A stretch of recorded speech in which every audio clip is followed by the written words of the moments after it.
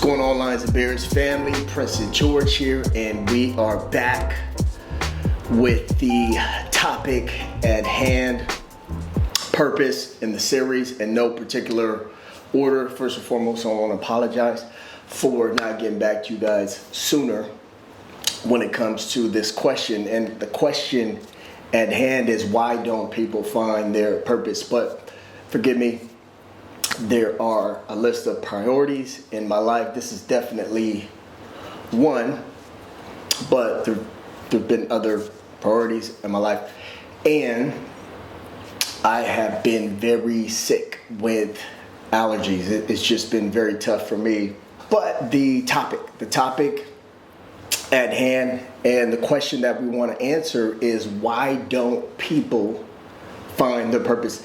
And I just jotted down a couple things I'm going to share personally here, because I do believe that I have to answer this question from my perspective. And I do look forward to the time to where I could pull people in and get different perspectives as well as this grows. I look forward to your guys' perspectives on these things, but I do have to answer them from my perspective right now. And I think there's two very important perspectives. I think number one, which I'm not going to really elaborate on, but I think first and foremost, people don't find their purpose because they, quite frankly, don't want to, right? I think some people are just chilling, and some people are content, and some people, for whatever reason, it's not that I agree with it. I'm not judging anybody, because I definitely think that everybody should find their purpose in life, but I totally get that will not be the case for everyone.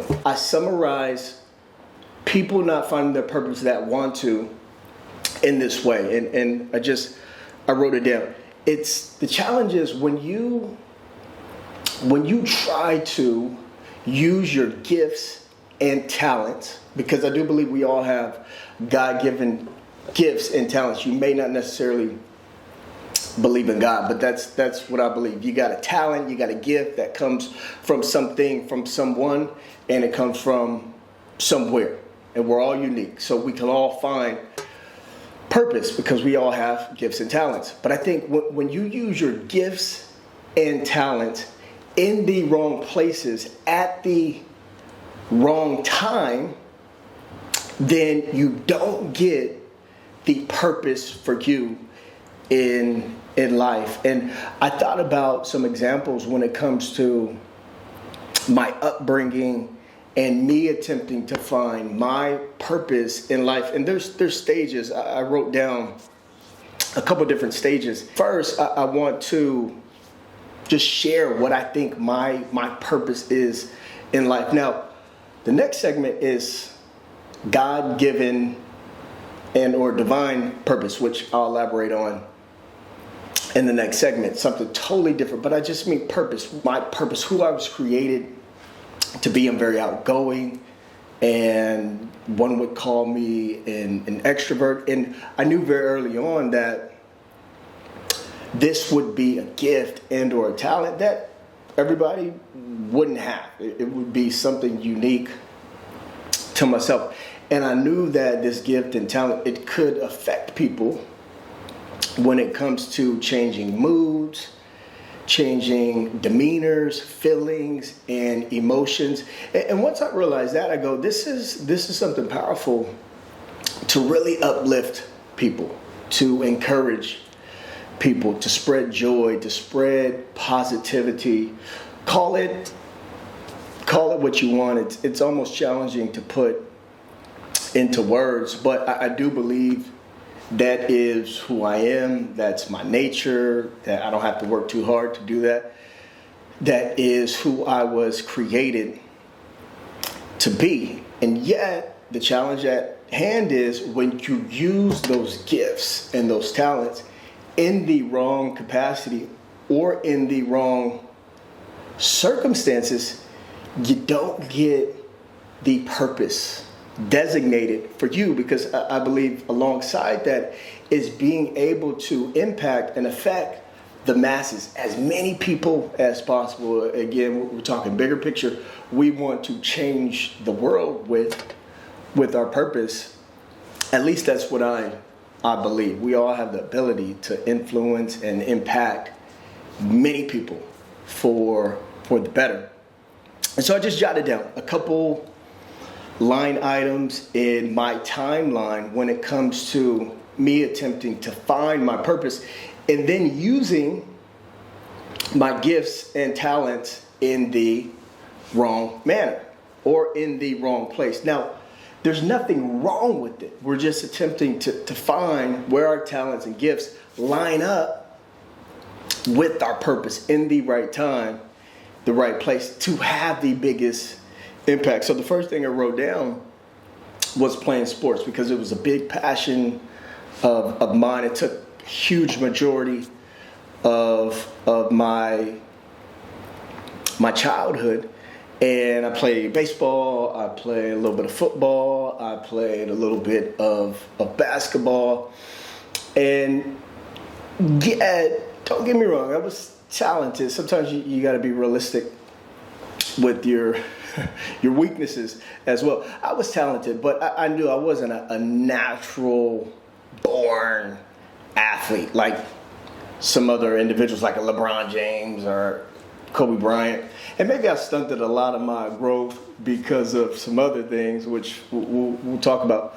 But I knew that I wasn't going to be the most talented individual, so I would have to work a little harder to get better. Now, the challenge was, that wasn't really my passion. I didn't want to work X amount harder to get X amount better when it comes. I didn't care about sports that bad. That's just me.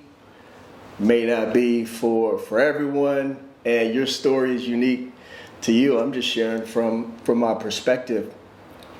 I would like to bring everybody together. I was the unity guy. I would be cracking jokes. I was the team clown, if you will. I got that a lot in school, class clown.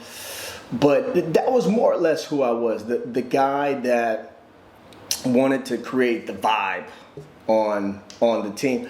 I was usually the guy that everybody liked. Now, maybe some people didn't like me, but I'd like to say that I was one of the more favorable teammates, if you will. So, example, probably not the right place for my gifts, my talents, who I am and who I was created to be. And which is why I really stopped playing sports in high school. So this was probably up to middle school. And there are other reasons why I stopped playing sports, but I just wasn't passionate about it. Got passionate about some other things. And in the long run, I probably would have let my team down if I didn't excel, if I didn't grow, if I didn't get better. And then that was part of it as well. I go, well, if I'm not excited about this, then I won't do it. So, and it's not like this is a negative thing. Playing sports is great, but my gifts, my talents would probably suit something else in a different circumstance. The second thing I wrote down was, and this kind of takes a turn, but this is where my life went after I stopped playing sports. As I mentioned prior, I started to sell drugs. And I grew up in San Diego, California, and it's a great city. It's an amazing city, but there's a lot of vices, just like every other city has different challenges. And I grew up around an environment to where that lifestyle was very enticing. And in my nature, I can be a little lazy as well. Sometimes I don't want to work as hard as I need to. And I could still, even to this day, if I'm not being proactive, I could struggle with that to this day. But the challenge was, I grew up in an environment to where, and it's nobody's fault except mine. I made my own decisions, but a lot of those things were enticing. The quick dollar, fancy cars, the women, etc. And so I asked myself, what's the quickest way to get that stuff? the stuff, the stuff that I like, or stuff that I thought I liked and I wanted in that moment. And this was about middle school to high school, making that transition. And I just saw what some of my buddies were doing and some of the older individuals that I looked up to at that time. And that's what they were doing. They were selling drugs. And first thing I did was start to sell marijuana, and started to graduate to other things after that. And I don't want this to be a full-on testimonial. I'm giving you guys my story and my perspective when it comes to purpose. And I hope that it helps. But the idea is using my gifts and talent in those circumstances. There's no way I can get the right purpose for my life. It would only lead to a lot of negative things and into a lot of different negative avenues, which it did for me. There's really nothing in that world and or that lifestyle that can bring about ultimate good. And I'm not down on anybody. I'm not judging anybody. But I think if we're really honest, there's not a whole lot of good that can come from that environment. And that was the case for me. By the time I was 16, I already had a couple juvenile felonies, a lot of run-ins with the law. I was very fortunate even at that time to be alive because of some of the environments that I was in. And maybe my gifts and talents, it got me ahead in that world. But when it comes to changing the world, there's no way. There's no way that I would have been able to tap into my purpose in that realm. Because I knew at the crux, at the heart of who I was, that's just who I was. I was an encouraging guy. I love peace. I love bringing everybody together, make everybody smile, and crack jokes. At the very heart of who I am and who I was at that time. And yet the transition, and this is 3, it's not like it got more positive for myself. So I went from selling drugs to doing a lot of drugs. And that's kind of what that environment can get you, something very similar. And so I kind of became the party guy, partying a lot, drinking a lot, smoking a lot. I mean, just you name it. My motto was I couldn't do it if I wasn't under the influence, right? If I wasn't high or something like that. It just felt like I couldn't be a part of it. And that was the motto. And from one standpoint, I can kind of see me tapping into maybe my purpose because I started to throw parties as well. And, people get a kick out of parties, but just being real, some of the stuff that would go on and how people would leave that environment, I definitely wasn't helping people, unfortunately, find their true purpose in life. And very sadly, I actually got so deep into this to where, and this was the light bulb moment for myself, almost overdose on some drugs, and I go, I love life way too much to lose my life to this. I go, I got a lot of life to live, and I go, drugs ain't it. I go, I've already lost too many brain cells, and there's just some that I'm never gonna get back at this point. And so I made a decision that I would scale back. And not to say I was squeaky clean after that, but I go, I'm not gonna lose my life to drugs. And that kind of started a different transition in my life, because I knew that if I didn't leave my environment, San Diego. So the lifestyle that I was living, and I'll talk more in detail about it on another episode, I'm sure of it. But I go, if I don't leave this environment, I'm going to end up dead. I'm going to end up dead, either drugs or some environment where I'm not supposed to be. And there's just so many variables. So I knew that my ticket out of San Diego was college, but the challenge was my grades were poor, and I'll talk more about that in a different segment. But I knew at least I had to get out of San Diego, my environment, and that's where my mindset went towards the latter part of high school. I go, man, I made it this far. I ain't dead yet, so let me just get out of high school. Let me graduate, and then let me get to college. I go, that's gonna be where I can really start fresh. That's kind of where my mind was, and it leads to a very crucial moment. And I'm kind of coming in for a landing here, because there were a group of friends that I kept around as I was transitioning from one lifestyle to the next, and they were on the more straight and narrow, if you will, than myself, and I'm super grateful for those individuals. You guys know who you are. And there was one gal, I'm not gonna say her name, but there was one gal who was very involved with the high school that I was going to at the time. Shout out to Monte Vista High.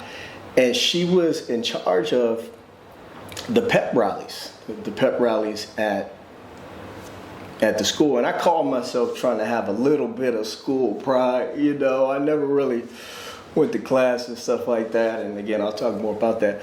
But, you know, I found myself just trying to stay out of trouble. And it was so cool because she kind of saw my nature and who I was. She was in charge of the pep rallies.